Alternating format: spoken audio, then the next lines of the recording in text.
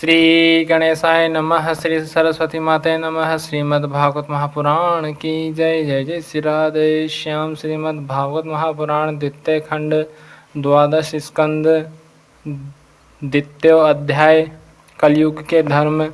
श्री सुखदेव जी कहते हैं, परीक्षित समय बड़ा बलवान है। जो जो घोर कलयुग आता जाएगा त्यों त्यों उत्तरोत्तर धर्म, सत्य, पवित्रता, क्षमा, दया, आयु, बल और स्मरण शक्ति का लोभ होता जाएगा। कलयुग में जिसके पास धन होगा उसी को लोग कुलीन, सदाचारी और सद्गुणी मानेंगे। जिसके हाथों में शक्ति होगी वही धर्म और न्याय की व्यवस्था अपने अनुकूल करा सकेगा। विवाह संबंध के लिए कुल, शील, योग्यता आदि की परख निरख नहीं रहेगी। युवक युवती की पारस्परिक रुचि से ही संबंध हो जाएगा। व्यवहार की निपुणता, सच्चाई और ईमानदारी में नहीं रहेगी। जो जितना छल कपट कर सकेगा वह उतना ही व्यवहार कुशल माना जाएगा। स्त्री और पुरुष की श्रेष्ठता का आधार उनका शील संयम न होकर केवल रति कौशल ही रहेगा। ब्राह्मण की पहचान उसके गुण स्वभाव से नहीं यज्ञोपवीत से हुआ करेगी। वस्त्र, दंड, कमंडलों आदि से ही ब्रह्मचारी, सन्यासी आदि आश्रमियों की पहचान होगी। और एक दूसरे का चिन्ह स्वीकार कर लेना ही एक से दूसरे आश्रम में प्रवेश का स्वरूप होगा। जो घूस देने या धन खर्च करने में असमर्थ होगा उसे अदालतों से ठीक ठीक न्याय न मिल सकेगा। जो बोलचाल में जितना चालाक होगा उसे उतना ही बड़ा पंडित माना जाएगा। असाधुता की, दोषी होने की एक ही पहचान रहेगी, गरीब होना। जो जितना अधिक दंभ पाखंड कर सकेगा उसे उतना ही बड़ा साधु समझा जाएगा। विवाह के लिए एक दूसरे की स्वीकृति ही पर्याप्त होगी। शास्त्रीय विधि विधान की, संस्कार आदि की कोई आवश्यकता न समझी जाएगी। बाल आदि संवार कर कपड़े लत्ते से लेस हो जाना ही स्नान समझा जाएगा। लोग दूर के तालाब को तीर्थ मानेंगे और निकट के तीर्थ गंगा, गोमती, माता पिता आदि की उपेक्षा करेंगे। सिर पर बड़े बड़े बाल, काकुल रखना ही शारीरिक सौंदर्य का चिन्ह समझा जाएगा। और जीवन का सबसे बड़ा पुरुषार्थ होगा अपना पेट भर लेना। जो जितनी ठिठाई से बात कर सकेगा उसे उतना ही सच्चा समझा जाएगा। योग्यता, चतुराई का सबसे बड़ा लक्षण यह होगा कि मनुष्य अपने कुटुंब का पालन कर ले। धर्म का सेवन यश के लिए किया जाएगा। इस प्रकार जब सारी पृथ्वी पर दुष्टों का बोलबाला हो जाएगा तब राजा होने का कोई नियम न रहेगा। ब्राह्मण, क्षत्रिय, वैश्य अथवा शूद्रों में जो बली होगा वही राजा बन बैठेगा। उस समय के नीच राजा अत्यंत निर्दयी एवं क्रूर होंगे। लोभी तो इतने होंगे कि उनमें और लुटेरों में कोई अंतर न किया जा सकेगा। वे प्रजा की पूंजी एवं पत्नियों तक को छीन लेंगे। उनसे डरकर प्रजा पहाड़ों और जंगलों में भाग जाएगी। उस समय प्रजा तरह तरह के शाक, कंद मूल, मांस, मधु, फल फूल, बीज, गुठली आदि खा खा कर अपना पेट भरेगी। कभी वर्षा न होगी, सूखा पड़ जाएगा तो कभी कर लगाए जाएंगे। कभी कड़ाके की सर्दी पड़ेगी तो कभी पाला पड़ेगा। कभी आंधी चलेगी तो कभी गर्मी पड़ेगी तो कभी बाढ़ आ जाएगी। इन उत्पातों से तथा आपस के संघर्ष से प्रजा अत्यंत पीड़ित होगी, नष्ट हो जाएगी। लोग भूख प्यास तथा नाना प्रकार की चिंताओं से दुखी रहेंगे। रोगों से तो उन्हें छुटकारा ही न मिलेगा। कलयुग में मनुष्य की परम आयु केवल 20 या 30 वर्ष की होगी। परीक्षित, कलिकाल के दोष से प्राणियों के शरीर छोटे छोटे, क्षीण और रोगग्रस्त होने लगेंगे। वर्ण और आश्रमों का धर्म बतलाने वाला वेद मार्ग नष्ट प्राय हो जाएगा। धर्म में पाखंड की प्रधानता हो जाएगी। राजे महाराजे डाकू लुटेरों के समान हो जाएंगे। मनुष्य चोरी, झूठ तथा निरपराध हिंसा आदि नाना प्रकार के कुकर्मों से जीविका चलाने लगेंगे। चारों वर्णों के लोग शूद्रों के समान हो जाएंगे। गोए बकरियों की तरह छोटी छोटी और कम दूध देने वाली हो जाएंगी। वानप्रस्थी और सन्यासी आदि विरक्त आश्रम वाले भी घर गृहस्थी जुटाकर गृहस्थों का सा व्यापार करने लगेंगे। जिनसे वैवाहिक संबंध है उन्हीं को अपना संबंधी माना जाएगा।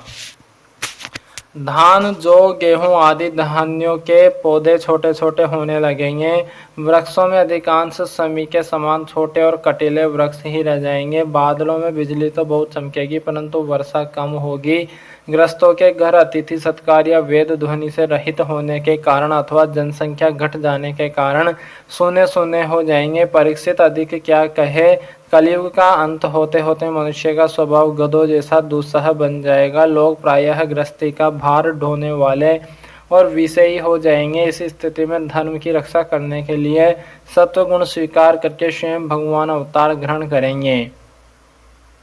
प्रिय परीक्षित, सर्वव्यापक भगवान विष्णु सर्वशक्तिमान है। वे सर्वस्वरूप होने पर भी चराचर जगत के सच्चे शिक्षक सद्गुरु है। वे साधु सज्जन पुरुषों के धर्म की रक्षा के लिए उनके कर्म का बंधन काटकर उन्हें जन्म मृत्यु के चक्र से छुड़ाने के लिए अवतार ग्रहण करते हैं।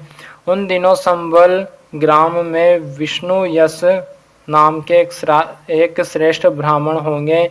उनका हृदय बड़ा उदार एवं भगवत भक्ति से पूर्ण होगा। उन्हीं के घर कल्कि भगवान अवतार ग्रहण करेंगे।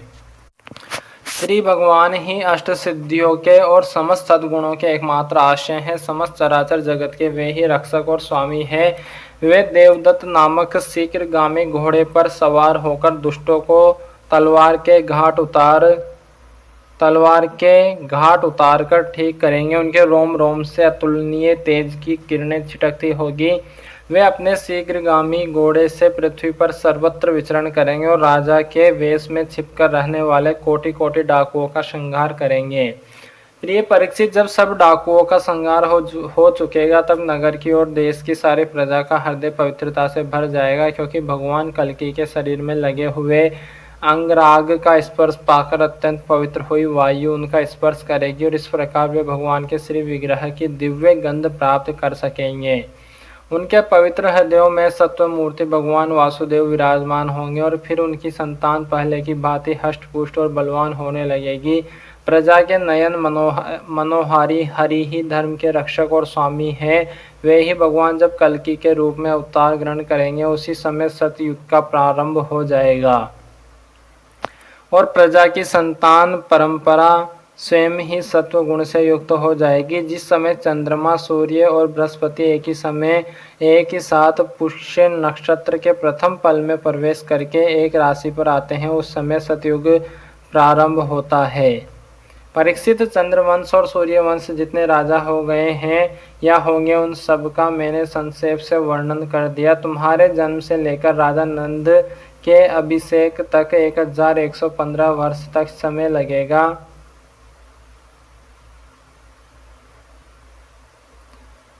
तुम्हारे जन्म से लेकर राजा नंद के अभिषेक तक 1115 वर्ष का समय लगेगा। जिस समय आकाश में सप्त ऋषियों का उदय होता है उस समय पहले उनमें से 2 ही तारे दिखाई पड़ते हैं। उनके बीच दक्षिणोत्तर रेखा पर समभाग में अश्विनी और आदि नक्षत्रों में से एक नक्षत्र दिखाई पड़ता है। उस नक्षत्र के साथ सप्त ऋषिगण मनुष्यों की गणना से 100 वर्ष तक रहते हैं। वे तुम्हारे जन्म के समय और इस समय भी मघा नक्षत्र पर स्थित है। स्वयं सर्वव्यापक सर्वशक्तिमान भगवान ही शुद्ध सत्वमय विग्रह के साथ श्री कृष्ण के रूप में प्रकट हुए थे। वे जिस समय अपनी लीला संवरण करके परम धाम को पधार गए उसी समय कलयुग ने संसार में प्रवेश किया।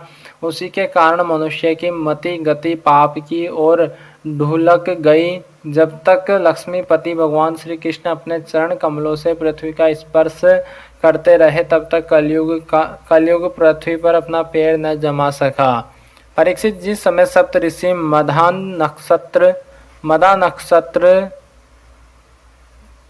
नक्षत्र पर विचरण करते रहते हैं उसी समय कलयुग का प्रारंभ होता है। कलयुग की आयु देवताओं की वर्ष गणना से 1200 वर्ष की अर्थात मनुष्य की गणना के अनुसार 4,32,000 वर्ष की है।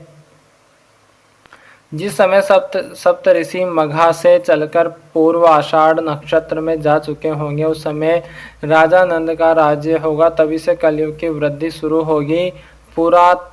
पुरातत्ववेता ऐतिहासिक विद्वानों का कहना है कि जिस दिन भगवान श्री कृष्ण ने अपने परम धाम को प्रयाण किया उसी दिन उसी समय कलयुग का प्रारंभ हो गया। परीक्षित, जब देवताओं की वर्ष गणना के अनुसार 1000 वर्ष बीत चुके बीत चुकेंगे, तब कलयुग के अंतिम दिनों में फिर से कल्कि भगवान की कृपा से मनुष्यों के मन में सात्विकता का संचार होगा। लोग अपने वास्तविक स्वरूप को जान सकेंगे और तभी से सतयुग का प्रारंभ भी होगा। परीक्षित, मैंने तो तुमसे केवल मनुवंश का सौ भी संक्षेप से वर्णन किया है। जैसे मनुवंश की गणना होती है, वैसे ही प्रत्येक युग में ब्राह्मण, वैश्य और शूद्रों की भी वंश परंपरा समझनी चाहिए। राजन, जिन पुरुषों और महात्माओं का वर्णन मैंने तुमसे किया है, अब केवल नाम से ही उनकी पहचान होती है। अब वे नहीं है, केवल उनकी कथा रह गई है। अब उनकी कीर्ति ही पृथ्वी पर जहाँ तहाँ सुनने को मिलती है। भीष्म पितामह के पिता राजा शंतनु के भाई देवापी और इक्ष्वाकु वंशी मरु इस समय कलाप ग्राम में स्थित है। वे बहुत बड़े योग बल से युक्त है। कलयुग के अंत में कल्कि भगवान की आज्ञा से वे फिर यहाँ आएंगे और पहले की भांति ही वर्णाश्रम धर्म का विस्तार करेंगे। सतयुग, त्रेता, द्वापर और कलयुग, ये ही 4 युग है। ये पूर्वोक्त कर्म के अनुसार अपने अपने समय में पृथ्वी के प्राणियों पर अपना प्रभाव दिखाते रहते हैं। परीक्षित, मैंने तुमसे जिन राजाओं का वर्णन किया है, वे सब और उनके अतिरिक्त दूसरे राजा भी इस पृथ्वी को मेरी मेरी करते रहे, परंतु अंत में मरकर धूल में मिल गए। इस शरीर को भले ही कोई राजा कह ले, परंतु उन्हें अंत में यह कीड़ा, विष्ठा अथवा राख के रूप में ही परिणत होगा, राख ही होकर रहेगा। इस शरीर के या इसके संबंधियों के लिए जो किसी भी प्राणी को सताता है, वह न तो इतना अपना स्वार्थ जानता है और न तो परमार्थ, क्योंकि प्राणियों को सताना तो नरक का द्वार है। वे लोग यही सोचा करते हैं कि मेरे दादा परदादा इस अखंड भूमंडल का शासन करते थे, अब यह मेरे अधीन किस प्रकार रहे और मेरे बाद मेरे बेटे पोते, मेरे वंशज किस प्रकार इसका उपभोग करे। वे मूर्ख इस आग, पानी और मिट्टी के शरीर को अपना आपा मान बैठते हैं और बड़े अभिमान के साथ डींग हाँकते हैं कि यह पृथ्वी मेरी है। अंत में वे शरीर और पृथ्वी दोनों को छोड़कर स्वयं ही अदृश्य हो जाते हैं। प्रिय परीक्षित, जो नरपति बड़े उत्साह और बल पौरुष से इस पृथ्वी के उपभोग में लगे रहे, उन सबको काल ने अपने विकराल गाल में धर दबाया। अब केवल इतिहास में उनकी कहानी ही शेष रह गई है। श्री सीताराम भगवान की जय, श्री राधे श्याम सरकार की जय, हनुमान जी महाराज की जय, उमापति महादेव भगवान की जय, श्री लाडली जी सरकार की जय, श्री वृंदावन बिहारी लाल की जय, श्री सदगुरुदेव भगवान की जय, अपने अपने माता पिता की जय, गौ माता की जय, सनातन धर्म की जय, भूदेव ब्राह्मण की जय।